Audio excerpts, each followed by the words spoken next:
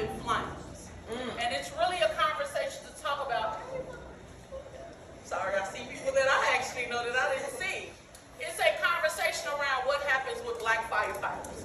So we know that the city of Chicago has not hired black firefighters like they should. So if you look at the numbers from 1980 and the numbers from 2022, the only difference is one. So back then it was 603, today it is 602. Wow. 86% of the fire force is white. In a city that's a third, and so that's the problem. And so back in 2019, I started to have these conversations with firefighters just about what their experience was. And it wasn't a good experience. And I was honestly totally surprised at the things that I heard. It was actually heartbreaking. The thought that you would take a test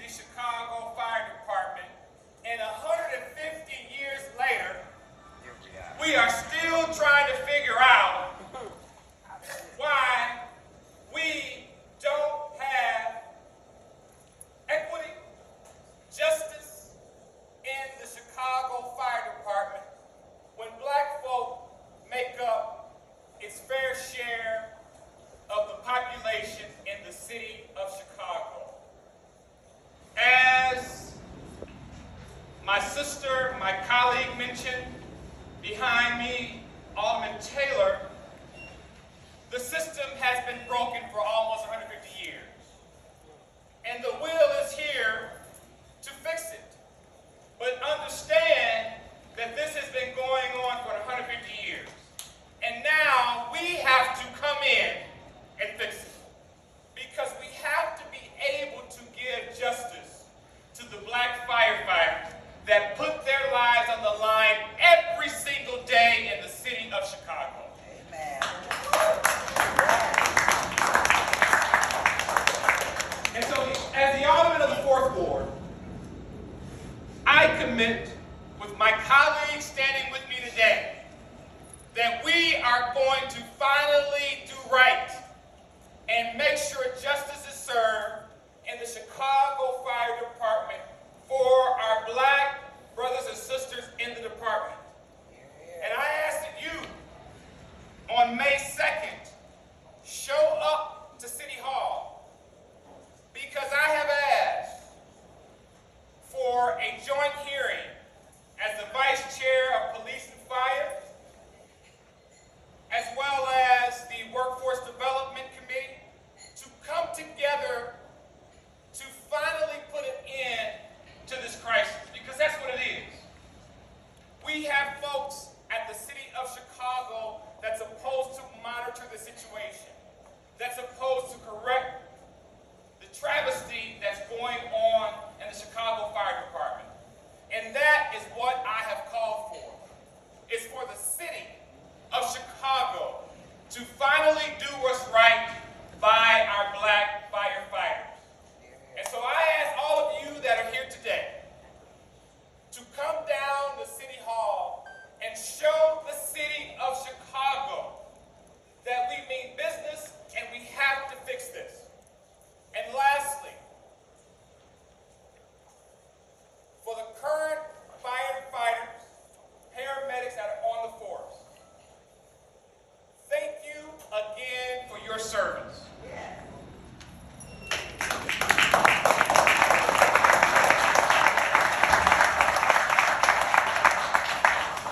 We understand the sacrifices that you make on the behalf of the city of Chicago 365 days a year.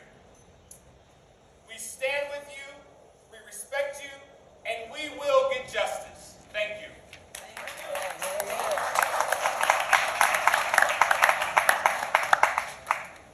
Did y'all know they got rid of the consent decree? Yes. We didn't either. So before I introduce new folks, I'll just be throwing out some of the mess and the BS that didn't happen over the years.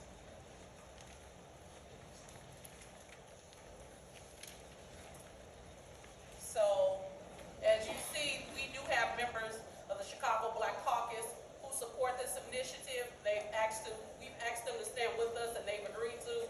And so, Alderwoman Stephanie Coleman is not here, and so we want to transition to some of the stories. And so, first, I want to introduce Lieutenant Quentin Curtis of the Black Fire Brigade.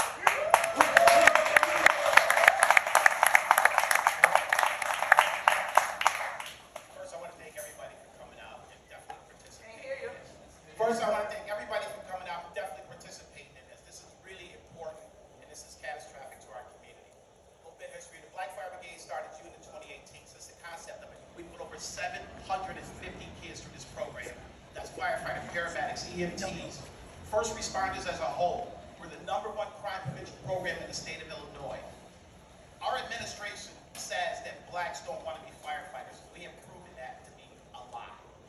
Okay? So the next time you hear that, remember that is a lie. Right? Blacks want to be firefighters. They look forward to being firefighters. One of the reasons why we're dealing with so much crime in our community today is because of access to opportunity.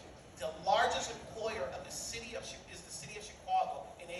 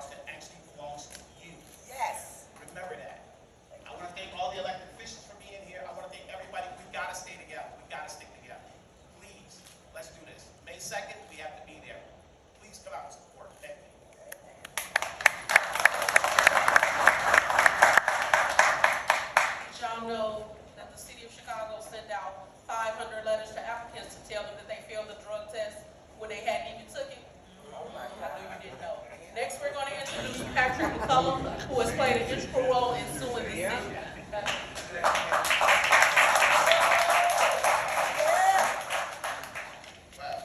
Thanks everybody for coming out. Like you said before, it's going to take a concerted effort. We have to attack this at all levels, political, legal.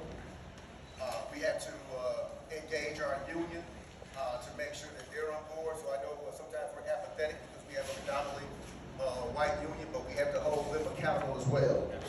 So everybody has to be held accountable to this issue. I want to get some quick numbers. I'm part of the Lewis class. To go to the point that Curtis made about whether or not we want the job. When we sat for that 95 exam in the United Center, 6,000 people went to the United Center that day. For those 2 days in July of 95 to take that exam. 9,800 were African American. 6,500 passed the exam. But the DHR process managed to come up with a fake cutoff score that put that 6,800 down to 204 blacks. They intended, now if you know how the process works, that cuts out half of us. So they intended to hire 100 blacks over the course of 10 years. That was their intent. It was not an accident. We're dealing with diabolical forces here. And we need to treat it as such. We're dealing with people who are a system that's hostile to us being in these positions. So once again, thank you all for being here, and church will continue. And once again, thanks to the pioneers who brought the Lewis class here, the Lynn Bushes, the African Bob Minor League. Thank you all, and we don't pick up where you left off and carry the mantle. Thank you all. Right.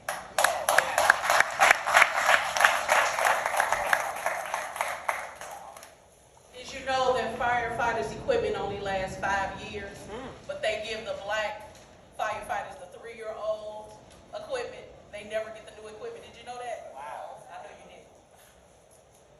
Next, we're going to have Carmelita Earl, who was forcibly retired Deputy District Chief of the Chicago Fire Department. Good morning, everybody. As the alderman stated, I'm Carmelita Earls, one of the deputy district chiefs, the only woman upon my retirement in 2021. And that spot has not been filled, by the way. There's women out there that's qualified. The woman that stands before you represents 3 different dimensions. I'm a woman of color and in authority. So this is not baseball, but when you walk in the door with 3 strikes, it's kind of tough. But I'm a great swinger. I'm from the west side. Yes, What sir. side? So that being stated, without a doubt, you are looking at the person that was given an opportunity, which is what the Black Fire Brigade is preparing our children for. Opportunity and preparedness. It's what happens. So I'm not here to break my arm and toot my own horn, but I'm here to let you know what opportunity does. In 1990, I came on this job with the current administrator, the commissioner. We came in the class. I'm not one to pay to play or lay to play. I'll let you play the rest. So that being stated, the opportunity allowed me to enter into communications, aviations, operations, investigation. First woman in the history of the fire department to be certified as a fire investigator. First woman to run your fire academy to date. First woman to be in the communications aspect, and the only woman to run both your airports, O'Hare and Midway. Yes. So why would you forcibly want to get rid of such a person that handles and possess such institutional knowledge? It's called being compromised. When you as a person are given an opportunity to have a position, you are a steward. And your stewardship simply means you serve in that capacity so that you can keep that door open for other people to follow. If you look around this room, a lot of voids exist in the fire department. They have not been filled with like-minded individuals that are competent. So therefore I say this, I know that I have a few minutes, but I want to say that a COFA is needed. Just like the police department has the civilian office of police accountability, we need a civilian office of fire accountability. A council culture exists in the fire department. If you are not one of those people, and there's 1 or 2 people in the room, there's a kick, well I can't say it on camera, there's a kick ASS, and there's a KISS ASS. The KISS are the ones that get promoted and put their foot on the kick because they wish they could just do what we do, get the damn job done. But what we do is basically work in the capacity with whatever's needed to get it done. So that being stated, you want to be a kick, just do the work. The only thing a woman needs to use is what's between her ears. So I was forcibly retired because I told my sisters to loosen up your uniform, stop pushing up on these brothers, and act like you came to work. So if that's a problem with administration, then you know what, I'm living the life. I'm currently retired. I'm enjoying the fact that I'm one of your district councils in 15th district. My service is not over. In closing, I say this. A job is what you do. A vocation is what do you. Do your job, Commissioner, or give your white hat to somebody else.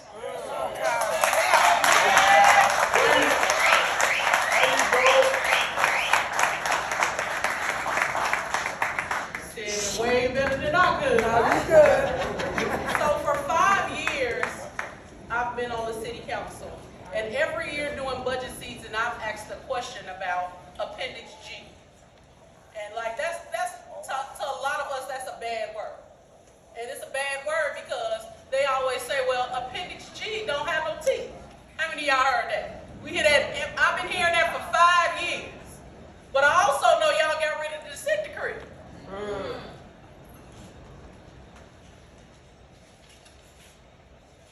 I'm sorry. I'm having the whole hot girl sum up here, and I can't see.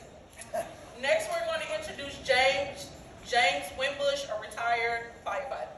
All right.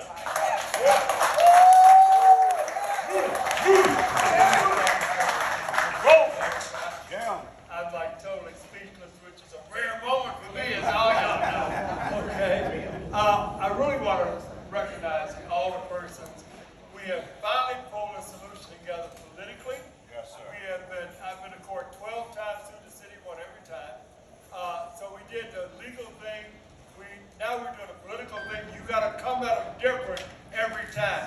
You can't come at these folks the same way, the union, the city, anybody else.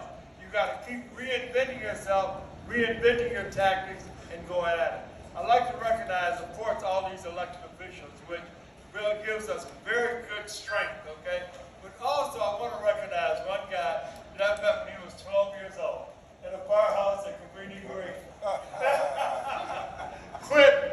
I was detailed to the firehouse. Quentin was a little kid. He was 12 years old. So we had a run. He said, I'm going to be a fireman. I said, yeah, kid, okay, fine. We had a run. He was the first one on the ring.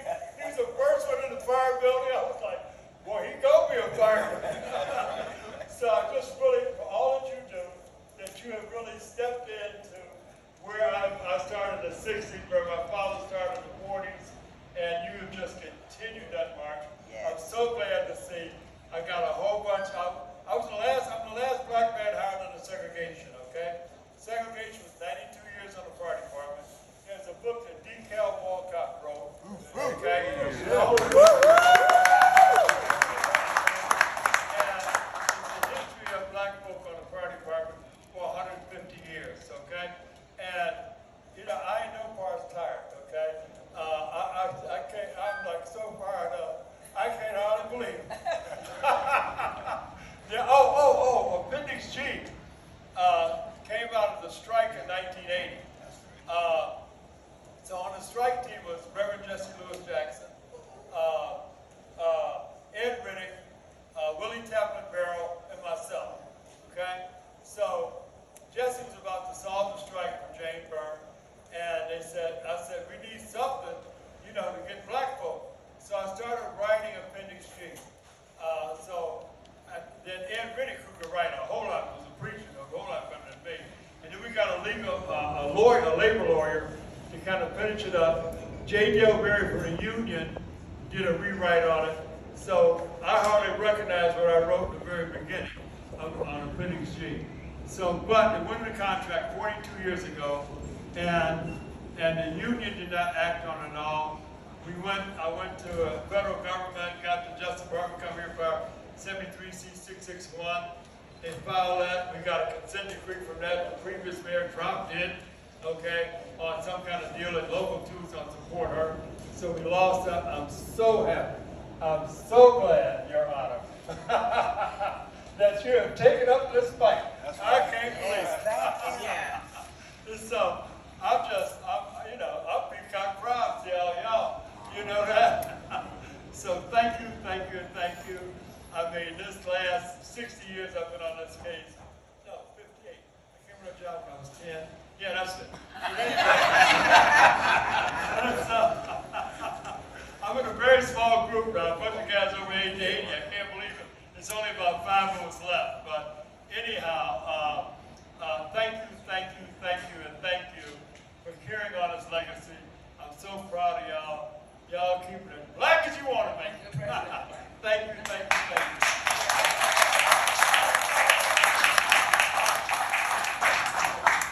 When you sit at the feet of the elders, you learn a lesson. And so it's an honor to have all you retired firefighters that are in the room who came back to make sure that this process changes for the next generation.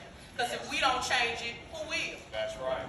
So I want to talk about some of the initial goals before I go to the next speaker from the Black Fire Coalition.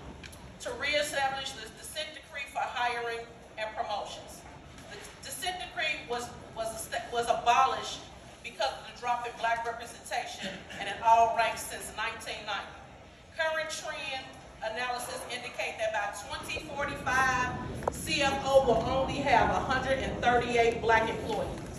That's 2.94% of 100. 2%.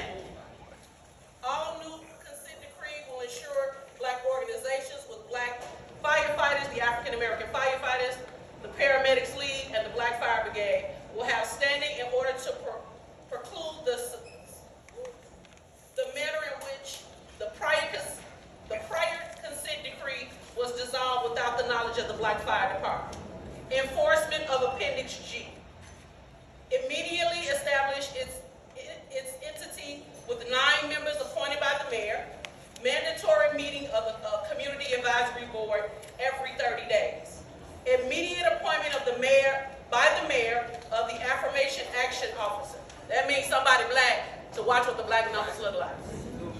Enforcement of Appendix G that says 45% of new hires should come from black and Hispanic communities.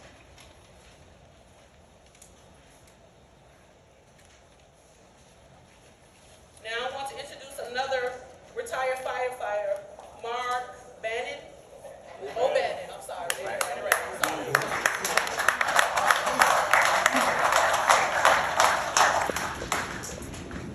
Hello, everybody. I'm going to start out with a story. There was a farmhouse. Not abandoned, but it was transferred ownership. And there was a family group of mice.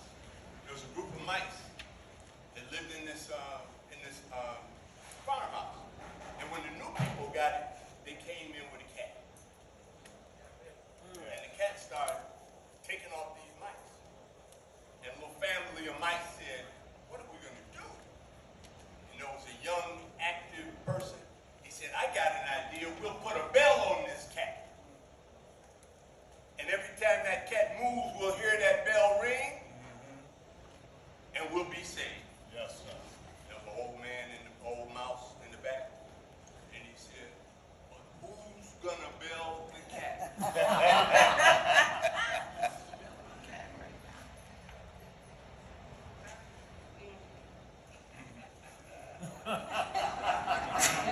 Anybody stepping forward? Yeah, right. So the idea, we all know what the problem is. It's white supremacy. Anybody disagree? No. Even the white folks in here, they disagree? White supremacy is what has caused this meeting. And what we have to do is find a way. We can't fight the cat. We can't beat the cat. But we've got to survive.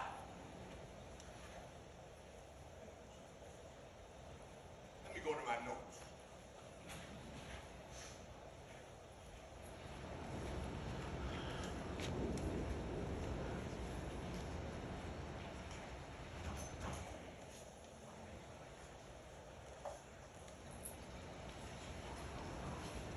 America's worst disease is racism. America's worst crime is chattel slavery. America's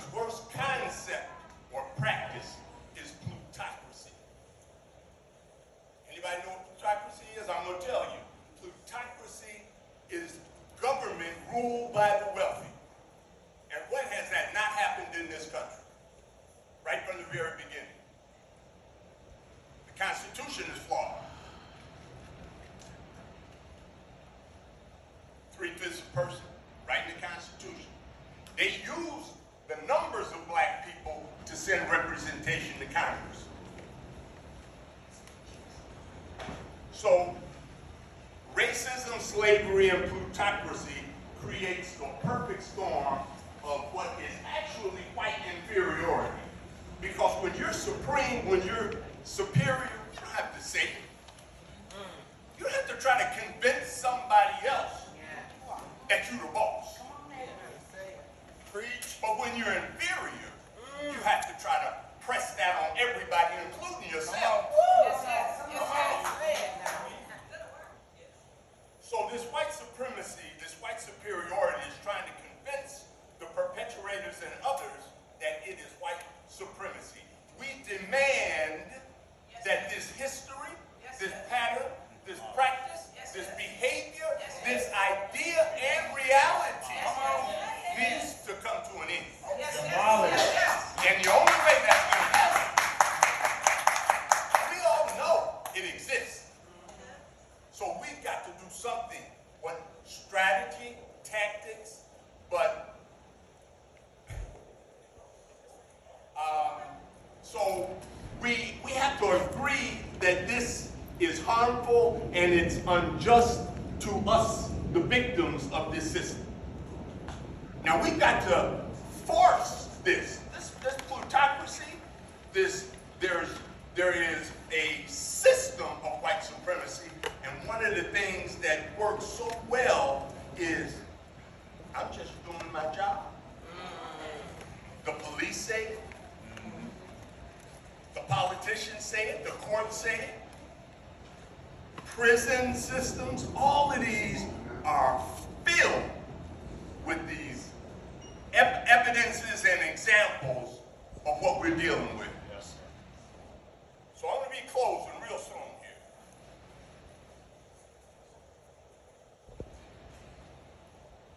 So that's what this meeting here is about. The purpose of this meeting is about why can't we have these numbers change? And the reason is because of this system that's been in place this whole time. 1871, the first black injured 21? Yes. Right? Ever since that day. When I came on in 1977, I got promoted lieutenant in 1981. And what was interesting is that I came on in 77. Luckily, time, was a promotional exam came that same day, that next year. 1978, I took the lieutenant's exam. All of that stuff was fresh in my mind from the academy, and that was, you see, this is the thing. They can't make those tests too complicated, or the other people can't pass. So the reason I'm telling this is, when I got promoted with the effects of white supremacy. And the black men that got promoted with me were at the end of their career. I'm at the beginning of mine. Ralph Johnson, Dudley Broadnax, Al Smith, all of these brothers had 30, 20, and 30 years on the job. So we're in the task force together. Okay, we're in the task force.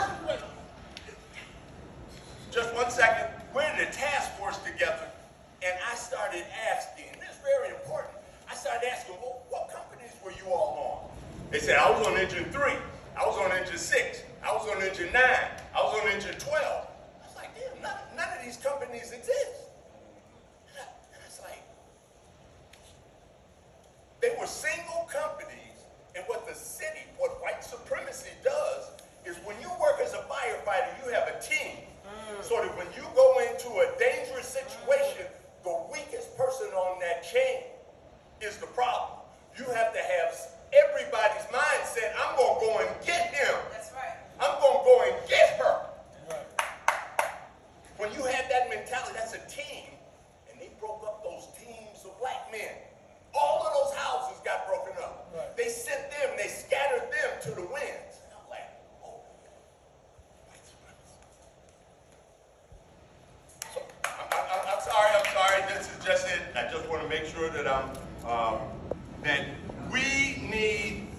understand that this system is in place that always, let me put quotes on always, it always benefits the system.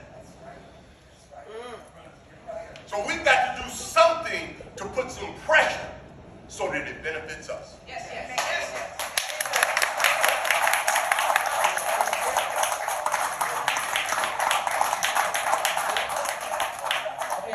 Taylor gonna be in petty again. You know they got a secret club that they go to where they give out each other the tests because they don't test each other. You heard what I said. One more time. Y'all One want more time. One more time. One more time. They got a secret club where they hand out the test to them. But we ain't invited. We gotta study. We actually have to do the work. They get the test gave them. And so definitely last but not least, we want the president of the African American Firefighter and Paramedic League, Malik Balak.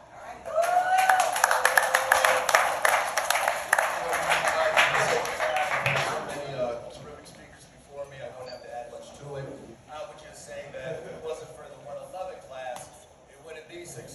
600 would be a lot less. We had a student get on, a student get promoted, a student take a test, and that's a lot. So thank you, elected officials, for working with us so we can move on to a far better future with everybody working together in unity is the best thing. Thank you.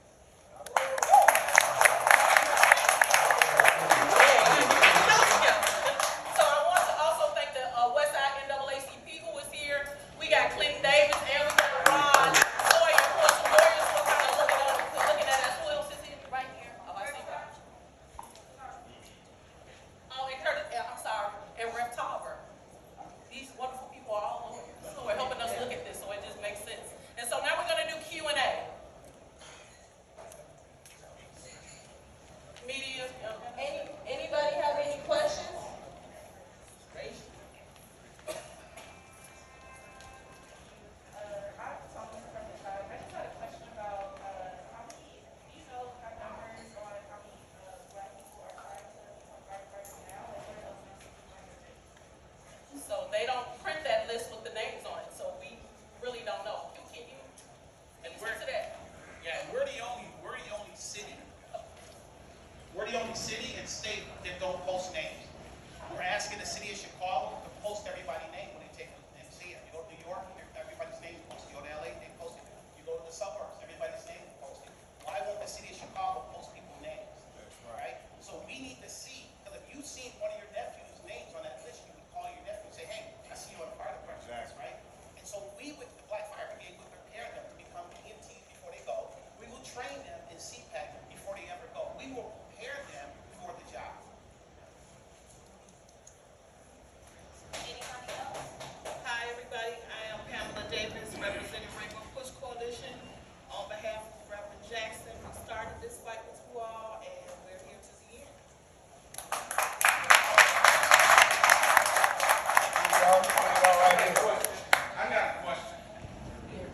I got a question. Okay. Get you the mic. Hold on. What about me? Okay, it's a stat, so we're gonna depend if you're gonna yes. I don't need the mic. They can hear me. They can hear me.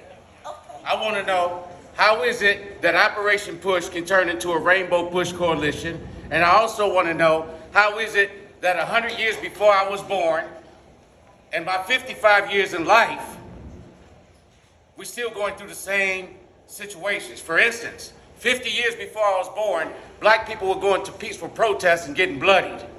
In my lifetime, I've seen people go, black people like me, go to peaceful protests and get bloodied. I want to know how it happened to me as a 111 that a lot of people can stand in this room as politicians who were elected, who didn't do nothing before then and ain't doing nothing now, but repeating the same thing they repeated before I was born. Now, where is Jesse Jackson?